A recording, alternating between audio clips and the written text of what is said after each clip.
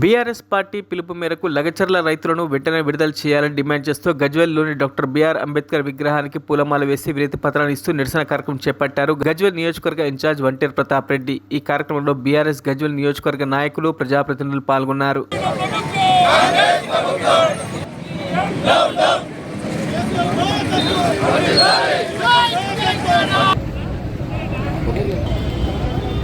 ఈరోజు TRS party రాష్ట్ర వ్యాప్తంగా లగచర్ల గ్రామంలో రైతుల్ని లాఠీ పెట్టి థర్డ్ డిగ్రీ ప్రయోగించి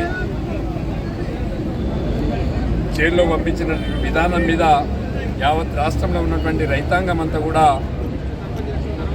పోరాటం చేయాల్సినటువంటి పరిస్థితి వచ్చింది.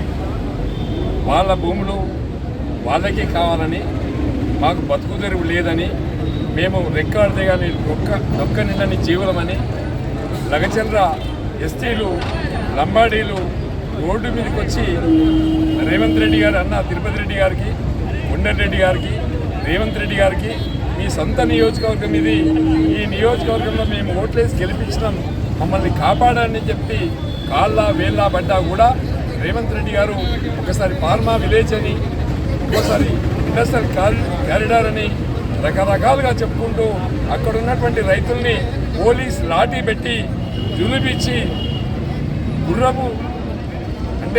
గుర్రాలతో తొక్కించే విధంగా అట్లాంటి కార్యక్రమాన్ని చేపట్టి రైతుల యొక్క భయానకమైనటువంటి వాతావరణంలో అక్కడ మహిళలను చూడకుండా మహిళల మీద కూడా పెద్ద ఎత్తున దాడి చేసి రాత్రి 12 గంటలకు ఆ ఇండ్ల మీద దాడి చేసి ఒక గజదొంగల మాదిరిగా రైతుల్ని తీసుకెళ్ళినటువంటి విజన్ చూస్తూ ఉంటే రేవంత్ రెడ్డి గారు రైతు ద్రోహి అని చెప్పగానే కనిపిస్తున్నది.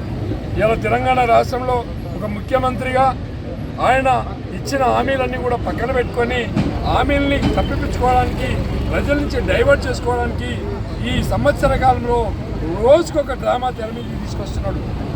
మరిన్ని అప్డేట్స్ కోసం మా ఛానల్ని సబ్స్క్రైబ్ చేయండి.